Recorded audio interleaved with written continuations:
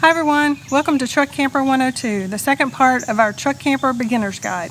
That's right, we're going to basically go over some of the extra fundamentals that we didn't go over on the Truck Camper 101, some more things you need to know if you're looking at getting into a truck camper. I'm Carla. And I'm Todd, and we're the Runaway Roses.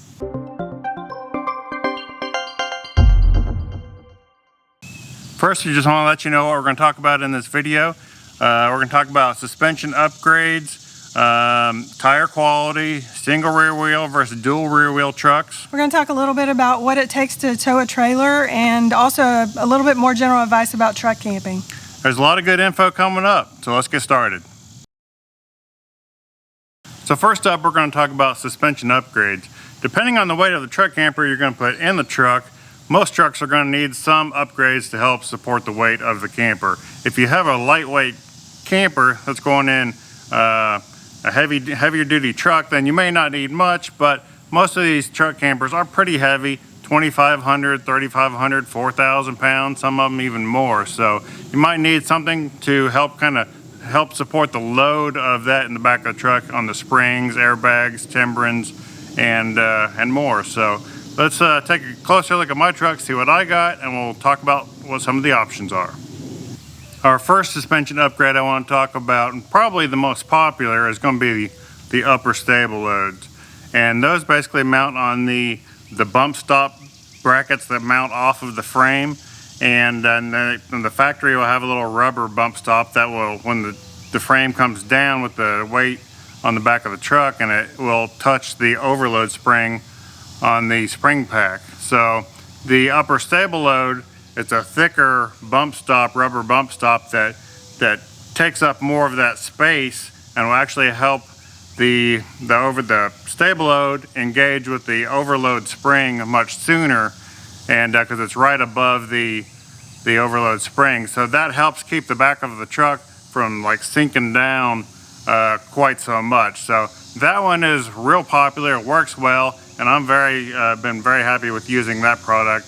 Another thing is airbags. You can get factory airbags or aftermarket airbags. We have had the factory airbags on our older Ram 3500, and they worked great. However, with that particular truck, the leaf spring pack on the back did not have the overload spring. It's just the spring pack and the airbag. So, and I really do like having the overload spring, because when you put those stable loads on there and the weight comes down and it touches that overload spring, it really helps control the weight of the camper, as well as some sway in the camper, because it's touching 4 points on both sides of the overload springs, 2 on each side. So that has worked very well. Another option is timbrins. We have used timbrins. It's just like a big, thick rubber bump stop. These are what's called a single convoluted system. Then they have a double convoluted system that looks more like this, that mounts to the frame, bottom of the frame. Basically, when the weight of the truck camper is on the truck and the back of the truck sits down, basically those timbrins will just kind of sit down on the axle tube. So here's what the timbrins look like with a full load on them. Sorry for the wind here if you're hearing any.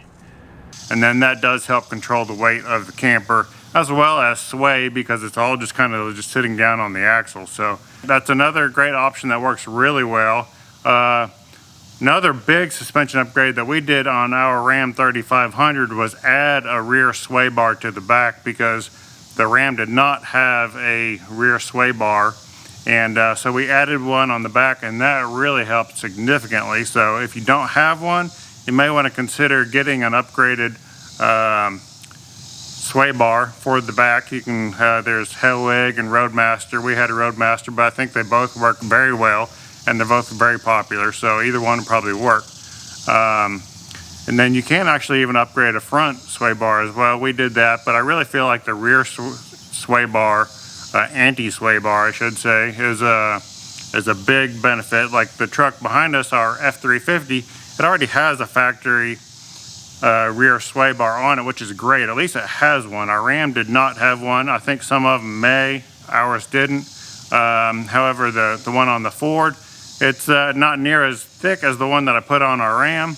So maybe in the future we'll still upgrade that. However, this Ford F-350 seems to be handling the weight of our Northern Light truck camper very well, and it also handled the weight of our Lance 1172 very well, because it was an even heavier camper.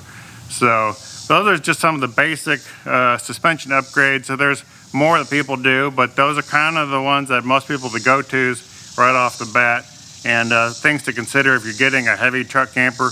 You might want to look into getting some of those, do your research and your due diligence on what may work with your vehicle and with the weight of your truck camper. There's also some lower stable loads that you can engage and disengage. Now both of these stable loads that I'm talking about are made by TorkLift. TorkLift upper and lower stable loads. So the lower stable loads I've never personally used, but I hear great things about them. People love them. A lot of people use them. And they basically go on the lower spring pack. They bolt on the end of it, and they can engage and disengage. So when you disengage them, the truck will just ride like a normal truck. When you engage them, it's going to ride a little firmer, but it is going to help with the weight of the truck camper on the back. Like I said, we've never used them. We kind of made our own out of some felling wedges and kind of a little different style, but it did work well. We made a video on that. We'll put a link below to that if you're interested in making your own. But if you want something that's just bolt-on ready and and it's proven to work well, you can look at the TorkLift lower stable loads. Next up, tire quality and proper tire inflation. Having a good quality tire is very important, and we're very lucky because this truck actually came with Michelin all-terrain tires. So these tires are perfect for truck camping. On one of our previous trucks, we had, poor quality tires, and on a camping trip, while we should have been having fun, we actually had two of the tires go bad. And what happened was the belts on the inside separated, and it was a safety issue, and it goes, and then it's sort of like that. Yeah. So that is, belt is coming apart inside the tire.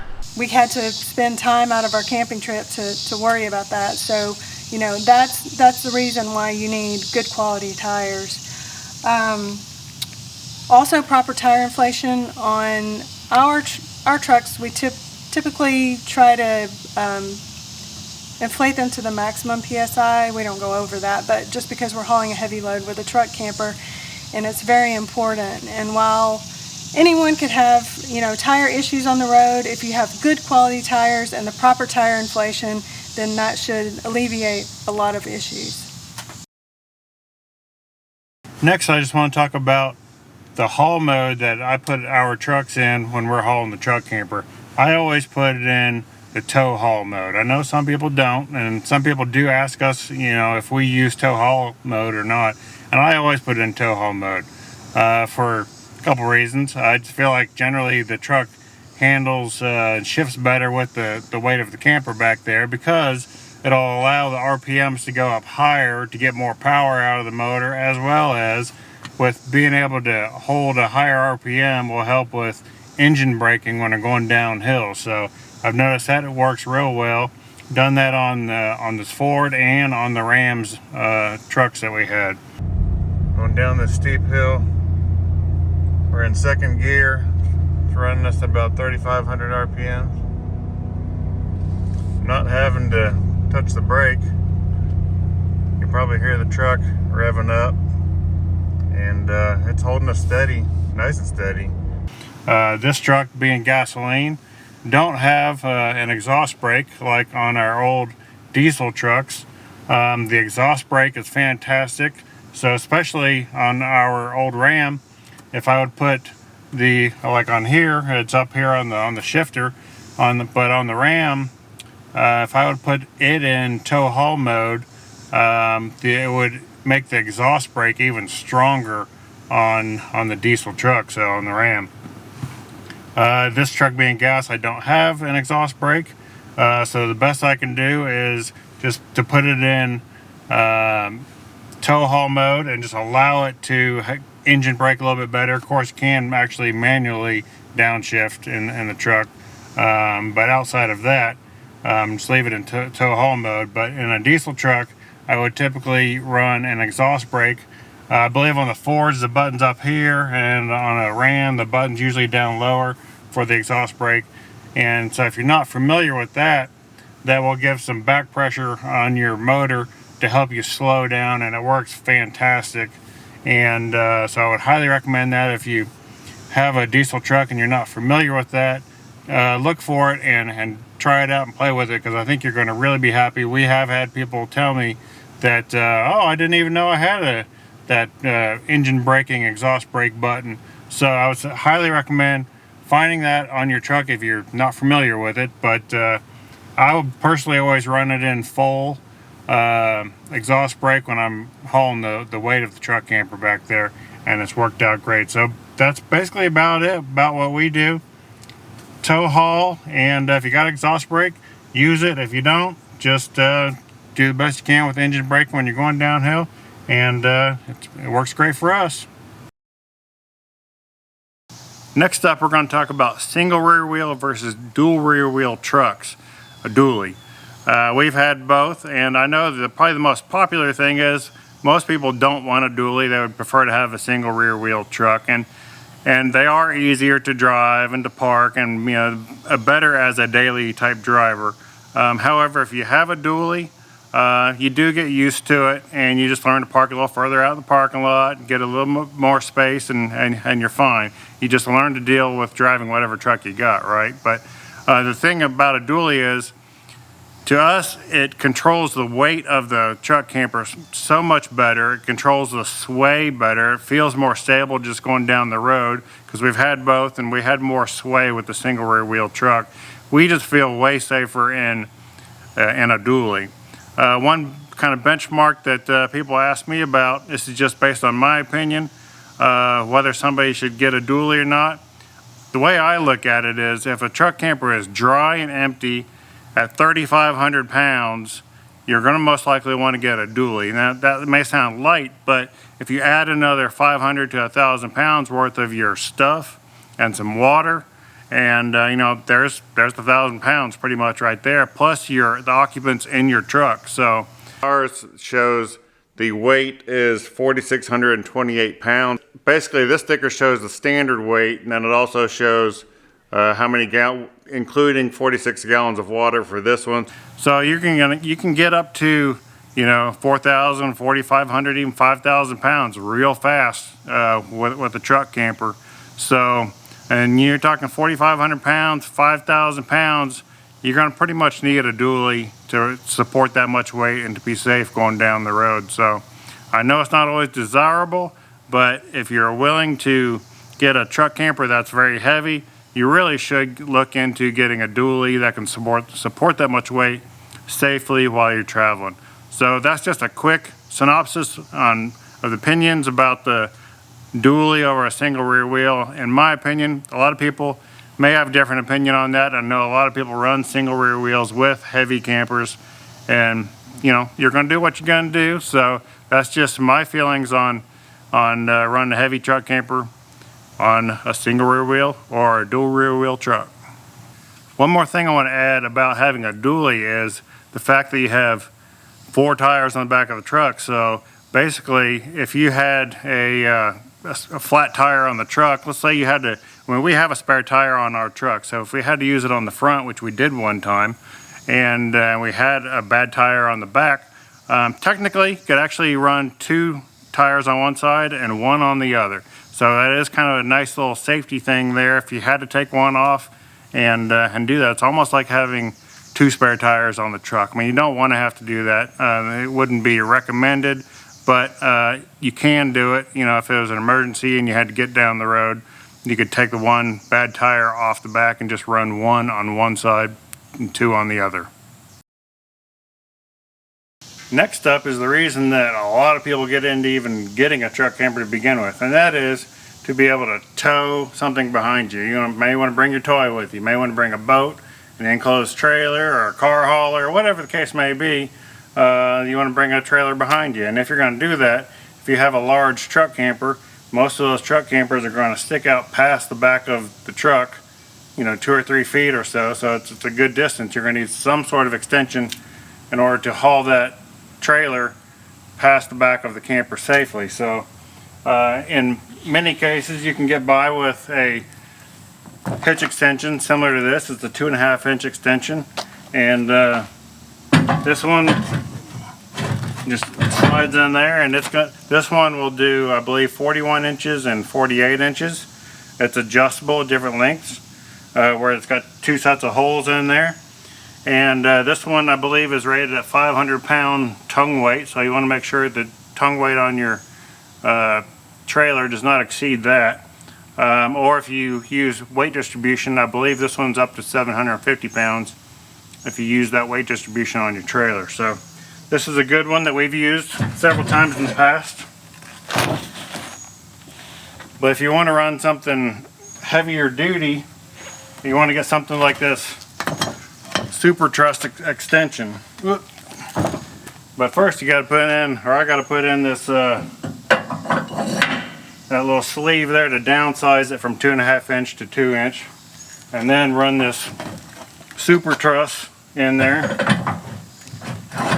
You'll notice it's got the 2 bars that goes in the 2 holes on the hitch. So basically it gives a lot more support for the extension coming out. This one is a 36-inch extension by TorkLift Super Truss, and it has a 650-pound tongue weight capacity on it, but with weight distribution it's 1,200 pounds. So if you're going to be hauling a car hauler with a vehicle on it that's very heavy, a whole lot more tongue weight, and you're going to want something like the TorkLift Super Truss and the TorkLift hitch, which gives you the double mounts for the 2 bars. So there's a whole lot more we can talk about. I got a whole nother video coming out on the whole system, and I'll show you how it connects.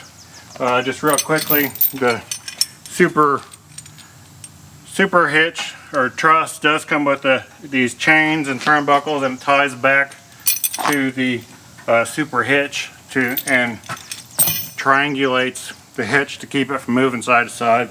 Super heavy duty, highly recommend that. And you can get short extensions too if you just got a short truck camper. And that's pretty much about it for just an extension. If you want to haul a trailer behind a truck camper safely, you're going to need some sort of extension. Alright, well that about wraps it up for Truck Camper 102. We'd like to leave you with a few more tips if you're interested in getting a truck camping. One is know the payload specs of your truck. 2, know the weight of your camper and know the dry weight and wet weight.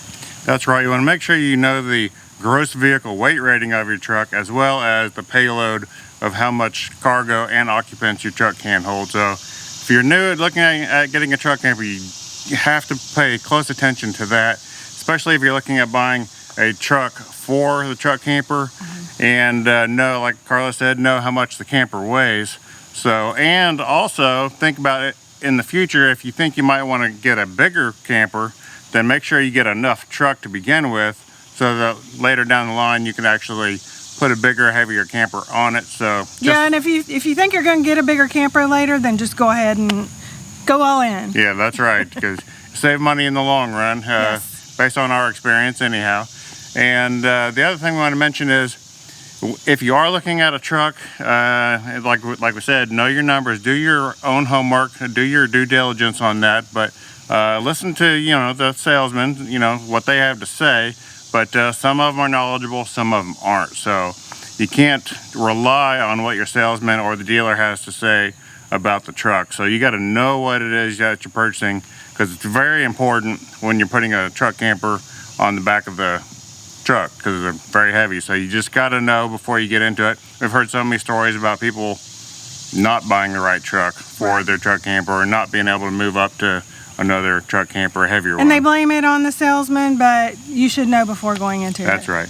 Just know what you're doing before you get into it. Truck campers are great. They're a lot of fun. It's a great way to travel. We thoroughly enjoy it. That's why we've had several of them.